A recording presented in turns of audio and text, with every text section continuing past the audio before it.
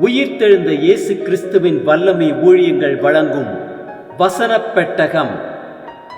இயேசுவே கர்த்தர். இயேசுவையே தேவன் ஆண்டவரும் கிறிஸ்துவுமாக்கினார். இயேசுவே ராஜாதி ராஜா, கர்த்தாதி கர்த்தா. கிறிஸ்துவே மரித்தோர் மேலும் ஜீவனுள்ளோர் மேலும் ஆண்டவர். கிறிஸ்துவே போதகரும் ஆண்டவருமாயிருக்கிறார். வசனப் பெட்டகத்தின் இன்றைய தின கருப்பொருள்: தேவனுடைய மகிமை. கர்த்தாவே, மாட்சிமையும் வல்லமையும் மகிமையும் உம்முடையவைகள்.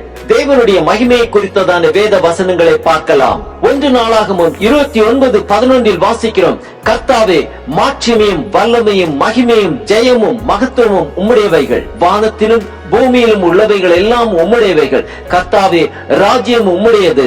தேவரீர் எல்லாருக்கும் தலைவராய் உயர்ந்திருக்கிறீர். எபிரேயர் 1:3 வாசிக்கிறோம்: இவர் அவருடைய மகிமையின் பிரகாசமும் அவருடைய தன்மையின் சொரூபமாயிருந்து சர்வத்தையும் தம்முடைய வல்லமையுள்ள வசனத்தினாலே தாங்குகிறவராய் தம்மாலே தாமே நம்முடைய பாவங்களை நீக்கும் சுத்திகரிப்பை உண்டு பண்ணி உன்னதத்தில் உள்ள மகத்துவமானவருடைய வலது பார்சத்தில் உட்கார்ந்தார்.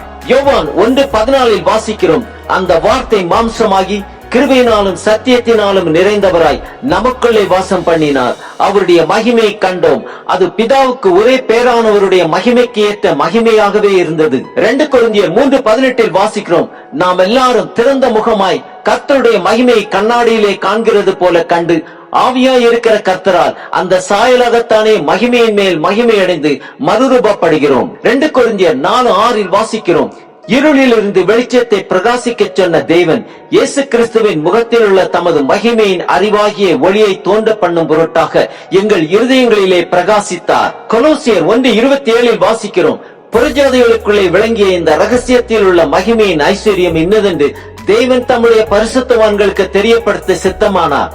கிறிஸ்துவானவர் மகிமையின் நம்பிக்கையாக உங்களுக்குள் இருப்பதே அந்த ரகசியம். எபேசியர் 3:21 வாசிக்கிறோம்: சபையிலே கிறிஸ்து இயேசுவின் மூலமாய் தலைமுறை தலைமுறைக்கும் சதா காலங்களிலும் மகிமை உண்டாவதாக. ஆமேன். ஆபகுக் 2:14 வாசிக்கிறோம்: சமுத்திரம் ஜலத்தினால் நிறைந்திருக்கிறது போல் பூமி கர்த்தருடைய மகிமையை அறிகிற அறிவினால் நிறைந்திருக்கும். ஏசாயா 42:8 வாசிக்கிறோம்: நான் கர்த்தர், இது என் நாமம், என் மகிமையை வேறொருவனுக்கும் என் துதியை விக்கிரகங்களுக்கும் கொடேன். மத்தேயு 24:30 வாசிக்கிறோம்: அப்பொழுது மனுஷகுமாரனுடைய அடையாளம் வானத்தில் காணப்படும். அப்பொழுது மனுஷகுமாரன் வல்லமையோடும் மிகுந்த மகிமையோடும் வானத்தின் மேகங்கள் மேல் வருகிறதை பூமியில் உள்ள சகல கோத்திரத்தாரும் கண்டு புலம்புவார்கள். பிலிப்பியர் 2:11 வாசிக்கிறோம்: பிதாவாகிய தேவனுக்கு மகிமையாக இயேசு கிறிஸ்து கர்த்தர் என்று நாவுகள் யாவும் அறிக்கை பண்ணும்படிக்கு எல்லா நாமத்திற்கும் மேலான நாமத்தை அவருக்கு தந்தருளினார். ஏசாயா 60:1 வாசிக்கிறோம்: எழும்பி பிரகாசி, உன் ஒளி வந்தது, கர்த்தருடைய மகிமை உன் மேல் உதித்தது. 1 கொரிந்தியர் 10:31 வாசிக்கிறோம்: ஆகையால் நீங்கள் புசித்தாலும் குடித்தாலும் எதை செய்தாலும் எல்லாவற்றையும் தேவனுடைய மகிமைக்கென்றே செய்யுங்கள். 1 நாளாகமம் 16:24 வாசிக்கிறோம்: ஜாதிகளுக்குள்ளே அவருடைய மகிமையையும் சகல ஜனங்களுக்குள்ளும் அவருடைய அதிசயங்களையும் விவரித்து சொல்லுங்கள். 1 கொரிந்தியர் 6:20 வாசிக்கிறோம்: கிரயத்துக்கு கொல்லப்பட்டீர்களே, ஆகையால் தேவனுக்கு உடையவைகளாகிய உங்கள் சரீரத்தினாலும் உங்கள் ஆவியினாலும் தேவனை மகிமைப்படுத்துங்கள். ரோமர் 8:18 வாசிக்கிறோம்: ஆதலால் இக்காலத்து பாடுகள் இனி நம்மிடத்தில் வெளிப்படும் மகிமைக்கு ஒப்பிடத்தக்கவைகள் அல்லவென்று எண்ணுகிறேன்.